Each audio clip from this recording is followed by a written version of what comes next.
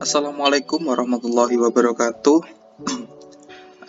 Kami dari kelompok 11 Ekonometrika ingin menjelaskan mengenai materi analisis regresi berganda. Untuk subbahasan pada materi kali ini adalah mengenai tentang kesalahan baku regresi berganda parsial, koefisien determinasi, korelasi berganda, koefisien determinasi yang disesuaikan, dan koefisien korelasi parsial. Untuk materi yang pertama adalah kesalahan baku regresi berganda parsial. Kesalahan baku regresi berganda parsial. Proses selanjutnya dalam analisis regresi berganda adalah menentukan ketepatan persamaan regresi yang dihasilkan untuk menduga variabel tak bebas dengan metode kuadrat terkecil, menentukan ketepatan pendugaan konstanta B1.23 dan menentukan ketepatan pendugaan koefisien regresi parsial B12.3 dan B13.2. Tingkat ketepatan atau ketelitian diukur dengan kesalahan baku atau standar error. Besarnya kesalahan baku, estimasi menunjukkan ketepatan persamaan regresi untuk menjelaskan nilai variabel tak bebas yang sebenarnya. Semakin kecil kesalahan baku, estimasi menunjukkan semakin tingginya ketepatan persamaan regresi yang dihasilkan untuk menjelaskan nilai variabel tak bebas yang sesungguhnya. Dan sebaliknya, semakin besar nilai kesalahan baku, estimasi menunjukkan semakin rendahnya ketepatan persamaan regresi yang dihasilkan untuk menjelaskan variabel tak bebas yang sesungguhnya. Untuk mengetahui ketepatan persamaan estimasi yang digunakan kesalahan baku estimasi atau standard error of estimasi. Kesalahan baku estimasi disimbolkan dengan simbol SE dan dapat ditentukan dengan rumus SE kuadrat sama dengan sigma EI kuadrat per N dikurangi K sama dengan sigma YI kuadrat dikurangi B 12.3 X 2I YI dikurangi B 13.2 X 3I YI per N dikurangi 3 atau SE sama dengan akar dari SE kuadrat. Pendugaan konstanta B1.23 dan menentukan ketepatan pendugaan koefisien regresi parsial B12.3 dan B13.2. Tingkat ketepatan atau ketelitian diukur dengan kesalahan baku. Standar error merupakan akar dari varian pendugaan tersebut. Semakin kecil standar error suatu pendugaan, semakin tinggi tingkat ketelitian pendugaan tersebut. Begitupun sebaliknya, semakin besar standar error pendugaan, maka semakin rendah tingkat ketelitian pendugaan tersebut. Standar error B1.23 dinotasikan SB1.23 dan dirumuskan sebagai berikut. SB1.23 sama dengan sigma X2I kuadrat kali sigma X3I kuadrat dikurangi dan buka kurung X kuadrat kali X2 sigma X2 dikali sigma X3I dikuadratkan per N buka kurung X2 kuadrat dikali sigma X3I kuadrat dikurangi sigma X2 dikali sigma X3I dikuadratkan dikurangi sigma 2I dikali sigma X2I kuadrat dikali sigma X3I kuadrat dikurangi buka kurung X2 sigma X2 dikali sigma X3I tutup kurung kuadrat ditambah sigma 3I buka kurung sigma X2I kuadrat dikali sigma X3I kuadrat dikurangi buka kurung sigma X2 dikali sigma X3I tutup kurung dikuadratkan. Nah, dimana SB 1.23 kuadrat sama dengan varian dari standar error B1.23, sehingga standar error B1.23 adalah SB1.23 sama dengan akar dari SB1.232 kuadrat. Standar error B12.3 dinotasikan SB12.3 dan dirumuskan sebagai berikut. SB12.3 kuadrat sama dengan SE kuadrat dikali sigma 3i kuadrat per sigma x 2i kuadrat dikurangi sigma dikurangi x 3i kuadrat dikurangi sigma 2i dikali 3i kuadrat, dimana SB12.3 kuadrat ada sama dengan varian standar error B12.3, sehingga standar error B12.3 adalah SB12.3 sama dengan akar dari SB12.3 kuadrat. Standar error B13.2 dinotasikan SB dan dirumuskan sebagai berikut. SB12.3 kuadrat sama dengan SE kuadrat dikali sigma x2i kuadrat per sigma x2i kuadrat dikurangi x3i kuadrat dikurangi sigma x2i dikali x3i kuadrat kan.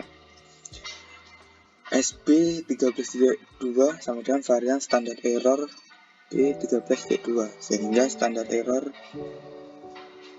B13.2 adalah SB13.2 sama dengan akar dari SB13.2 kuadrat. Untuk catatan, SE kuadrat merupakan bentukan dari sigma kuadrat karena dalam praktik nilai sigma kuadrat tidak pernah diketahui. Koefisien determinasi. Dalam hal hubungan dua variabel, koefisien determinasi atau biasa disingkat L kuadrat mengukur tingkat ketepatan atau kecocokan goodness of fit dari regresi linear sederhana, yaitu merupakan persentase sumbangan X terhadap variasi naik turunnya Y. Pengertian tersebut dapat diperluas untuk regresi linear berganda. Dalam hal hubungan tiga variabel, yaitu regresi Y terhadap X2 dan X3, ingin diketahui berapa besarnya persentase sumbangan X2 dan X3 terhadap variasi naik turunnya Y secara bersama-sama. Besarnya persentase sumbangan ini disebut koefisien determinasi berganda, multiple coefficient of determination dengan simbol R kuadrat. Rumus R kuadrat adalah R kuadrat sama dengan jumlah kuadrat dari regresi JKR per jumlah kuadrat total JKT sama dengan sigma YI topi kuadrat per sigma YI kuadrat 7.32. Lalu dijabarkan, R kuadrat sama dengan B12.3 sigma X 2i YI plus B13.2 sigma X 3i YI per sigma YI kuadrat 7.33. Jika R kuadrat sama dengan koefisien, berarti besarnya persentase sumbangan X2 dan X3 terhadap variasi naik turunnya Y secara bersama-sama adalah 100%. Jadi, seluruh variasi disebabkan oleh X2 dan X3. Tidak ada variabel lain yang mempengaruhi Y. Dalam praktek ini, jarang terjadi sebab meski secara teoritis kita bisa memasukkan semua variabel yang mempengaruhi Y di dalam persamaan regresi linear berganda. Di dalam praktek hal ini tidak mungkin kesalahan pengganggu yang sumbangannya terhadap variasi Y diukur dengan sigma EI kuadrat sebagai penyebab nilai R kuadrat tidak dapat mencapai nilai 1. Makin dekat R kuadrat dengan 1, makin cocok regresi untuk meramalkan Y. Oleh karena itu, R kecil kuadrat dan R besar kuadrat dipergunakan sebagai suatu kriteria untuk mengukur cocok tidaknya suatu garis regresi untuk meramalkan variabel tak bebas Y, goodness of fit kriteria. Lalu ada korelasi berganda. Jika R disebut koefisien korelasi, maka R disebut koefisien korelasi berganda, multiple coefficient of correlation, untuk mengukur kuatnya hubungan antara X2, X3, dan selanjutnya Xk secara bersama-sama terhadap Y. Dalam praktek R kuadrat lebih penting daripada R, sebab R kuadrat dapat secara langsung mengetahui besarnya persentase sumbangan X2, X3, Xk terhadap variasi naik turunnya Y secara bersama-sama.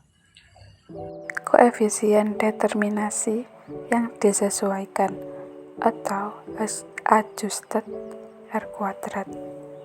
Ciri-ciri dari R kuadrat adalah bahwa R kuadrat merupakan fungsi yang menaik atau non-decreasing function dari variabel-variabel bebas yang tercakup dalam persamaan regresi linier berganda. Makin banyak variabel yang tercakup dalam model, makin menaik fungsi tersebut. Artinya, makin besar nilai R kuadrat tersebut.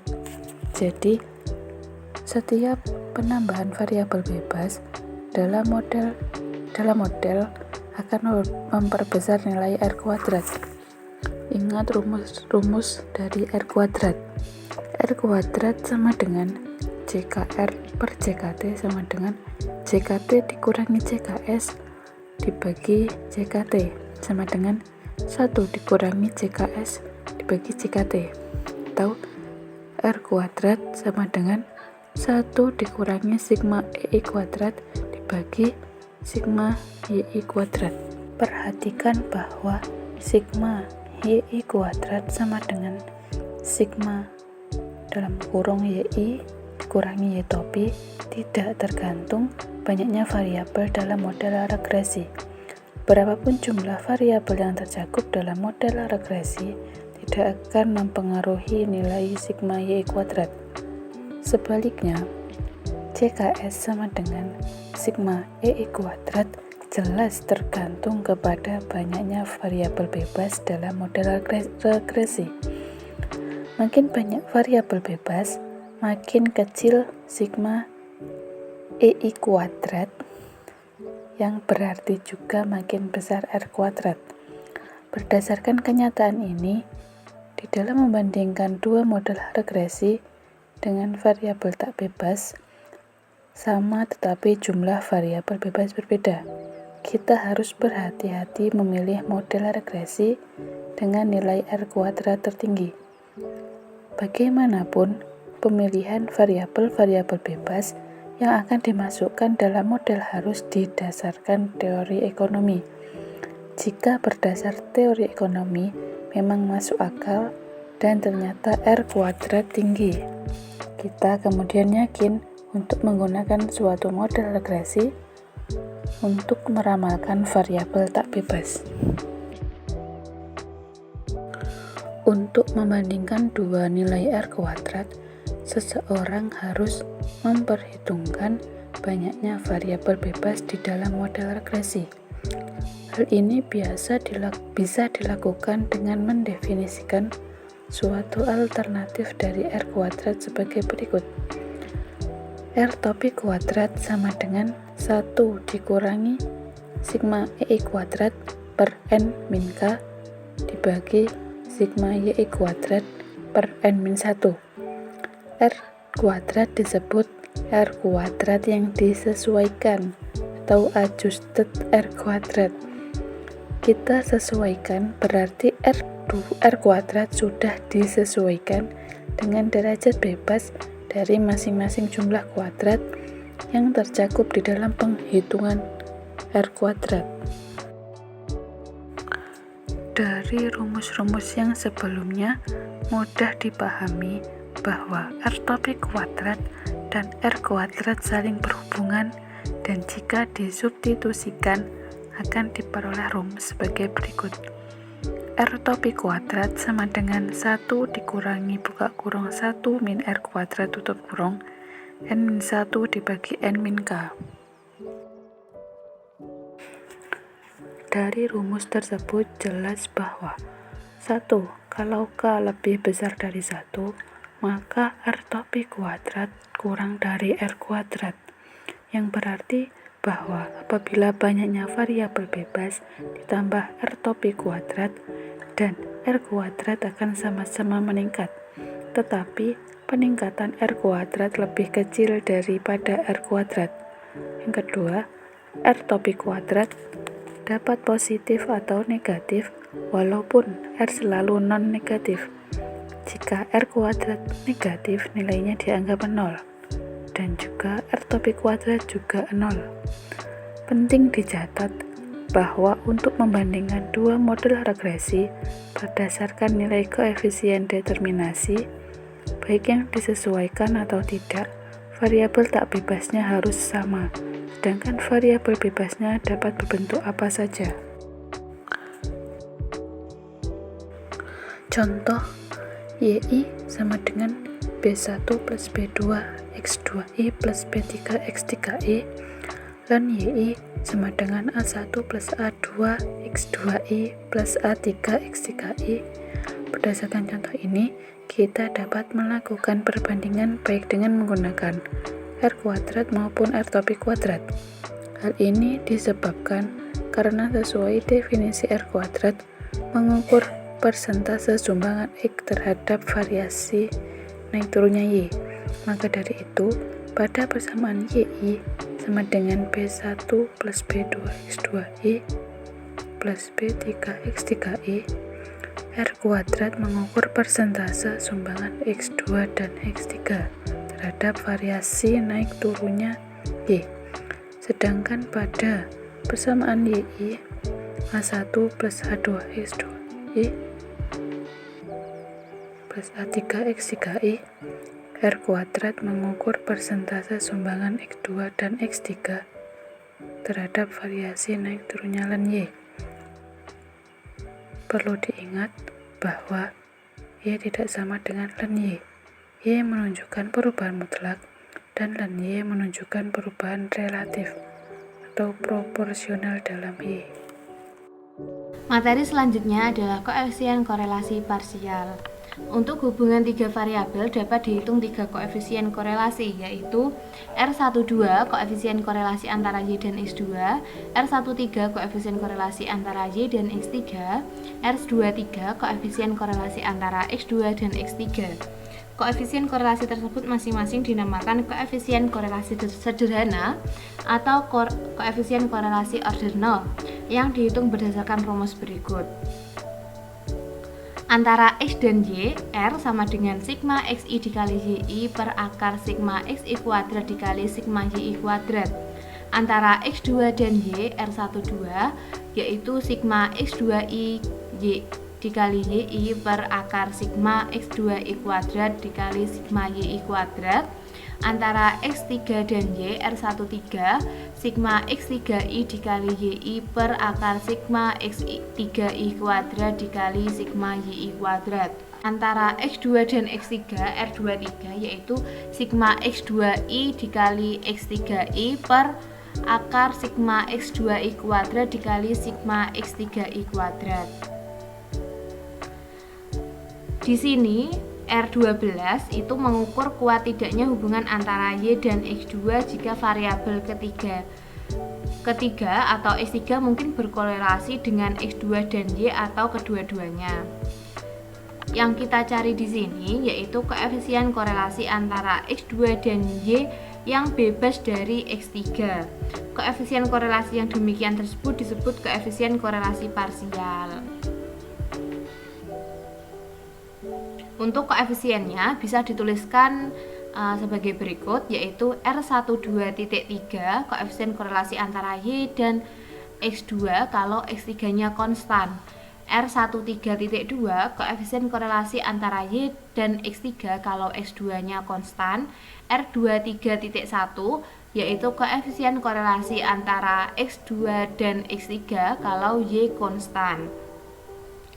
Rumus menghitung koefisien korelasi parsial yaitu R12.3 sama dengan R12 dikurangi R13 dikali R23 per akar 1 min R13 kuadrat dikali akar 1 min R23 kuadrat. R13.2 dicari dengan R13 dikurangi R12 dikali R23 per akar 1 min R12 kuadrat dikali akar 1 min R23 kuadrat. R23.1 dicari dengan R23 dikurangi R12 dikali R13 per akar 1 min R12 kuadrat dikali akar 1 min R13 kuadrat. Untuk lebih jelasnya, kita langsung ke contoh soal. Dari hasil penelitian diperoleh data Y, yaitu hasil penjualan, X2 biaya iklan, dan X3 pendapatan sebagai berikut. Pertanyaannya, A. Tentukan persamaan regresinya, B. Tentukan besarnya kesalahan standar estimasinya, C. Tentukan besarnya kesalahan standar koefisien regresinya, SB 12.3 dan SB 13.2, D. Tentukan besarnya koefisien determinasi bergandanya, interpretasikan besarnya nilai tersebut. E. Tentukan besarnya koefisien korelasi bergandanya, interpretasikan besarnya nilai tersebut. Langsung saja kita ke pembahasan. Di sini kita membuat tabel terlebih dahulu, yaitu tadi soalnya kita tuliskan di tabel yaitu X besar, yaitu yang hasil biaya iklan tadi, X2, kemudian X3-nya yaitu pendapatan, kemudian Y itu adalah hasil penjualan. Kemudian kita cari terlebih dahulu X kecilnya. Jadi X2-nya itu diperoleh dari X2 besar dikurangi dengan X2 bar, yaitu 100 dikurangi 113 hasilnya min 13 dan seterusnya. Kemudian untuk X3 kecilnya itu sama saja diperoleh dari X3 besar dikurangi dengan X3 bar rata-rata dari X3.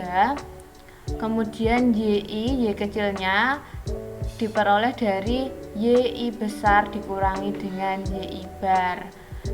Hasilnya seperti berikut yang di tabel. Kemudian X2 kecilnya kita kuadratkan dan X3-nya kita kuadratkan, Y kecilnya kita kuadratkan, dan X2I dikali X3I, X2I dikali YI, X3I dikali YI.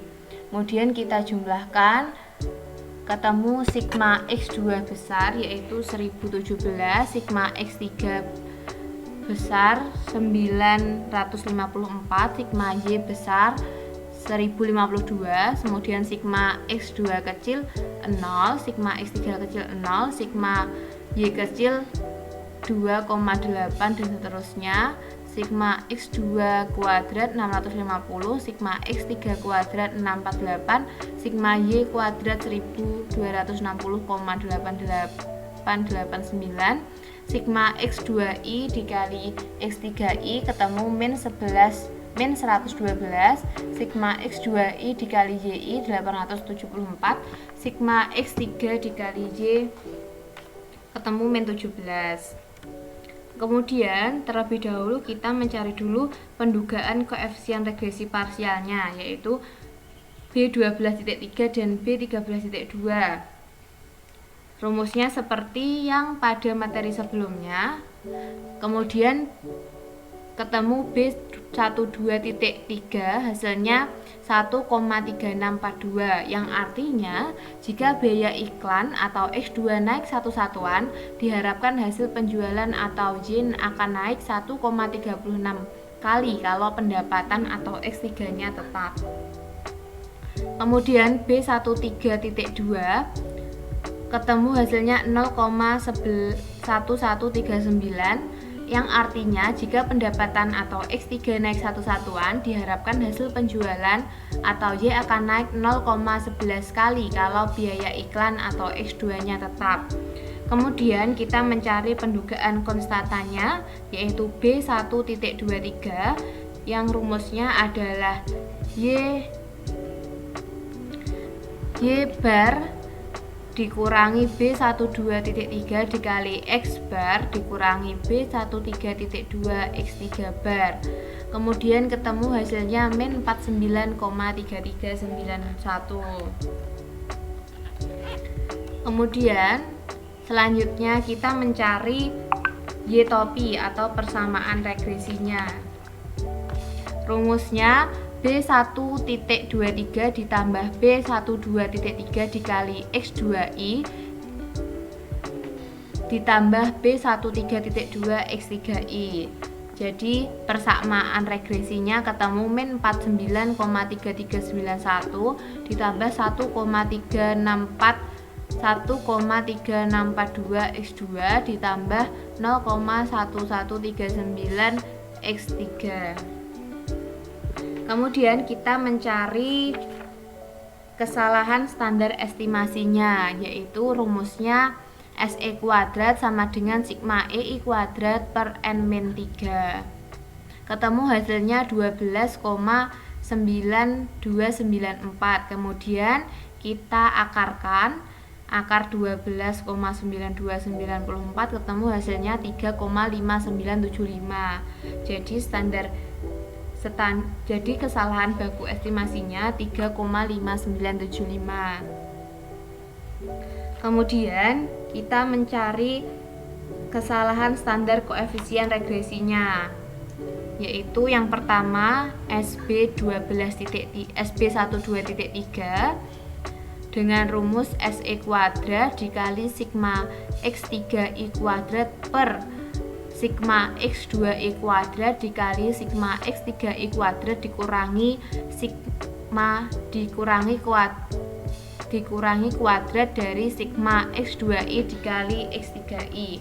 Ketemu hasilnya 0,0205, kemudian dikuadratkan ketemu hasilnya 0,1432. Kemudian yang kedua kita mencari kesalahan standar koefisien regresi yang 13.2, kemudian ketemu hasilnya 0,0206 dan kita akarkan, yaitu hasilnya 0,1434. Kemudian kita mencari koefisien determinasi bergandanya R kuadrat, yaitu rumusnya B12.3 dikali sigma X2I YI ditambah B13.2 dikali sigma X3I kali YI per sigma YI kuadrat. Ketemu hasilnya 0,9385, yaitu artinya besaran sumbangan biaya iklan atau X2 dan pendapatan atau X3 terhadap variasi atau naik turunnya hasil penjualan sebesar 93,85%, sedangkan sisanya 6,15% disebabkan oleh faktor-faktor lain. Kemudian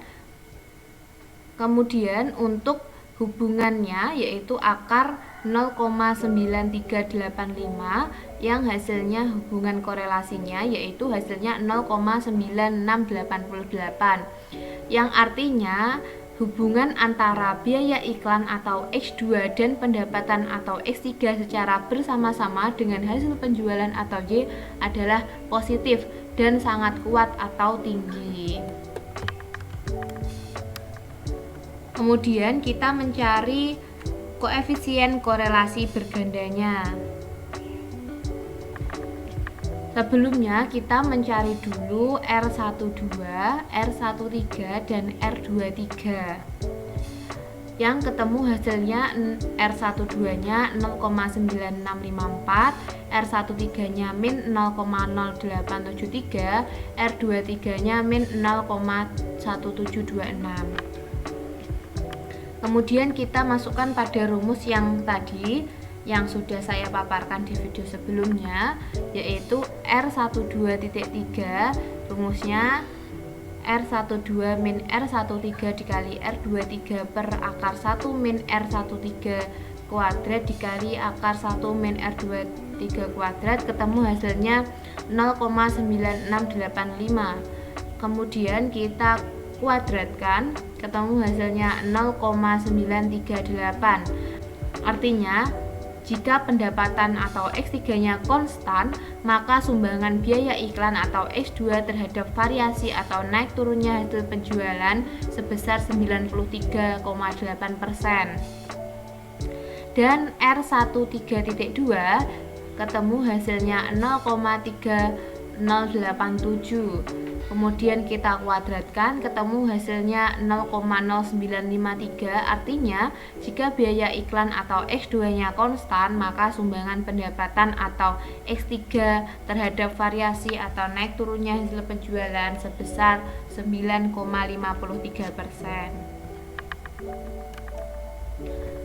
Sekian video penjelasan dari kelompok kami. Ada kurang lebihnya mohon maaf. Wassalamualaikum warahmatullahi wabarakatuh.